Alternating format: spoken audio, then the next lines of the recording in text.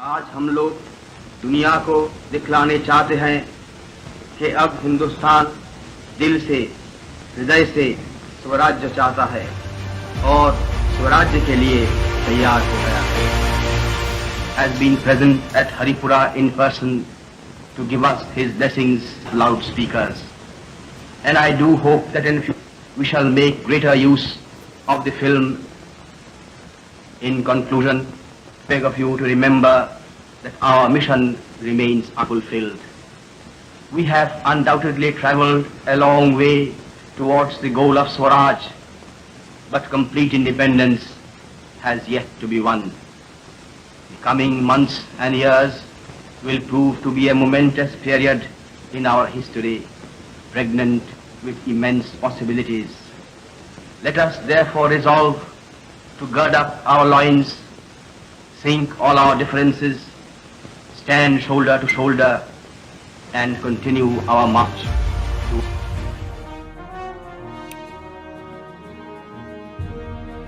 आप सुन रहे थे, ये सुभाष चंद्र बोस थे. मैं इस वीडियो में उनके हिस्ट्री के बारे में बात नहीं करने वाला हूँ, क्योंकि उनकी हिस्ट्री, उनका इतिहास सबको मालूम है. बहुत ही ये एक ग्लोरीफाइड इतिहास है, जिस इतिहास पे हमें गर्व करना चाहिए. लेकिन इनके साथ जो हुआ वो सही नहीं हुआ. कमाल के इंसान थे, most talented out of any leaders. हमारे देश में जितने भी लीडर्स आए हैं, मतलब जिन्होंने राज किया है, उनमें तो सबसे बेटर यही थे. उनको कभी राज करने का मौका मिला नहीं. वैसे राज कभी करना भी नहीं चाहते थे. इनकी मंशा कभी राज करने की थी नहीं. ये हमारे देश को एक सशक्त देश बनाना चाहते थे, ताकतवर देश, जिनके लिए इन्होंने बहुत कुर्बानियाँ दी और बहुत सैक्रिफाइसेस किए. लड़ते रहे, लेकिन at the end of the day कुछ हाथ नहीं आया. और इसके लिए मैं इनको रिस्पॉन्सिबल नहीं ठहराता हूँ, क्योंकि इन्होंने तो अपना 100%, 100 क्या 1000% दिया.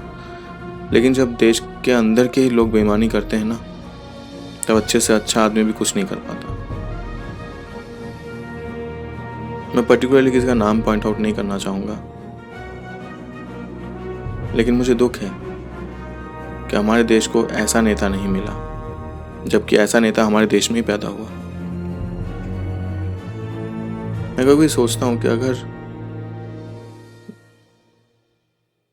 इनको ये मतलब अगर थोड़ा सा हिस्ट्री चेंज हो जाता और ये हमारे देश के पहले प्रधानमंत्री बन जाते. एक चीज नोटिस करिए इस वीडियो में. I see the hand of God in the happy and auspicious way in which it is taking shape. So, my friends, have faith in God, have faith in yourself, have faith in your allies, and have faith in your victory, in your victory as well. And be ready to plunge yourself in this road. The battle that will lead our sacred motherland to freedom, victory, and growth. Punjab Zindabad! देश के बाद सुभाष जी की जय. आजाद Hindustan.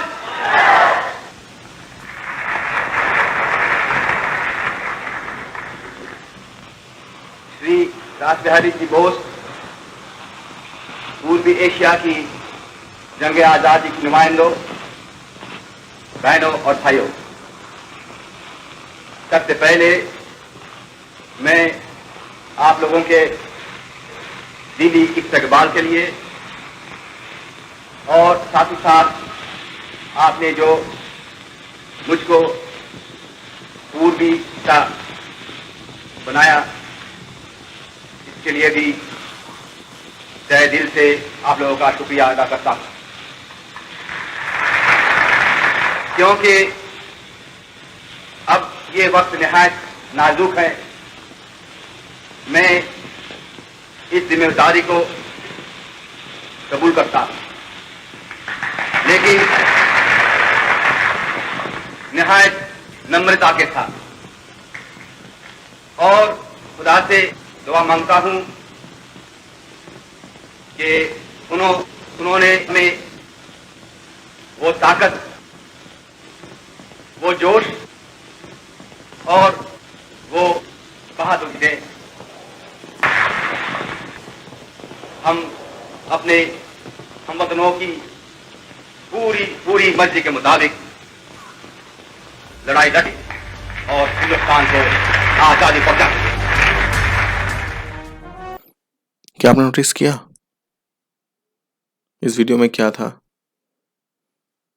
Starting में भी सुभाष चंद्र बोस जो हैं कुछ बातें कर रहे थे, इस वीडियो में भी वो कुछ बातें कर रहे थे।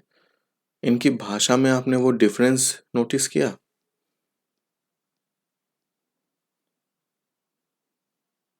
शायद किया होगा, शायद नहीं किया होगा। पहले इनकी भाषा थोड़ी सी कच्ची थी, अभी इनकी जो भाषा थी वो बहुत ही अच्छे से पक्की हुई भाषा थी।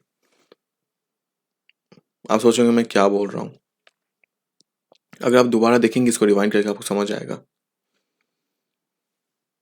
ये एक ऐसे नेता थे जो देश के बाहर होते हुए भी अपने ऊपर, अपनी भाषा के ऊपर, अपनी सोच के ऊपर मेहनत करे जा रहे थे, इतनी कठिनाइयों का सामना करते हुए। और लास्ट में क्या मिला? 45 में झूठी मौत और फिर 85 तक ऐसे ही गुमनाम बन के रहना। किस वजह से?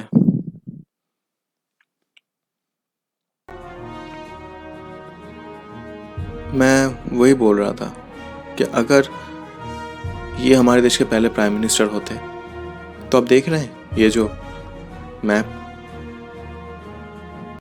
ये हमारे देश का असली मैप होता। अगर सुभाष चंद्र बोस जी हमारे देश के पहले प्रधानमंत्री होते, उनके नेतृत्व में अगर हमें आज़ादी मिली होती, हमें आज़ादी क्या, हमें आज़ादी नहीं मिली, हम किससे आज़ादी ले रहे हैं? और ये अंग्रेज होते कौन है हमें गुलाम बनाने वाले? इनकी औकात नहीं है हमें गुलाम बनाने की।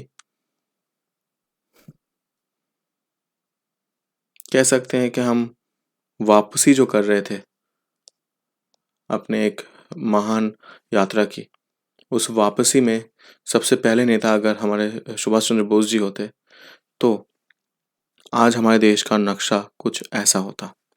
देख रहे हैं ना, इसमें हमारा देश है, इसमें नेपाल है, श्रीलंका है, बांग्लादेश है, बर्मा है, तिब्बत है, अफगानिस्तान है, पाकिस्तान है। देख रहे हैं ना कितना बड़ा है। ये हमारा असली देश है, यही हमारी सरहदें हैं असलियत में, जो अपने अपने लालच के चक्कर में लोगों ने बांट लिया, दे दिया। और मैं नेहरू के बारे में क्या ही बोलूं, ये देश तो उनके लिए एक दहेज में मिली हुई चीज थी ना, सबको बांट रहे थे इधर उधर। भाई आजा चीन तू ले ले, नेपाल तू नेपाल बन जा, ले बांग्लादेश ले जो बांग्लादेश बन जा, ले पाकिस्तान ले जिन्ना ले, अफगानिस्तान अफगानिस्तान जाए।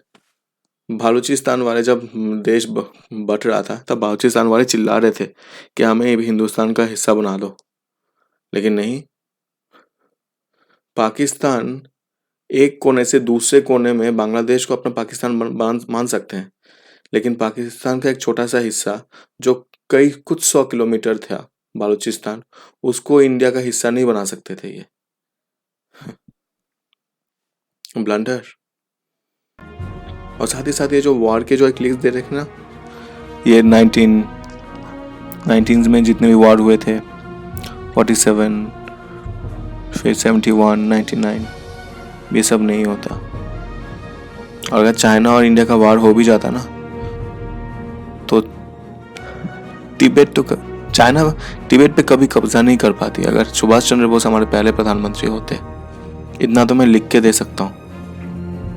अक्साई चीन तो छोड़ ही दीजिए, पीओके तो छोड़ ही दीजिए, तिब्बत भी इंडिया में ही आ जाता पूरा का पूरा, और कुछ चाइना का हिस्सा भी इंडिया में आ जाता। क्योंकि हमारे जो सुभाष चंद्र बोस जी थे वो आर्मी उस जमाने में बना रहे थे जब एशिया में आर्मी का कॉन्सेप्ट ही अलग तरीका था।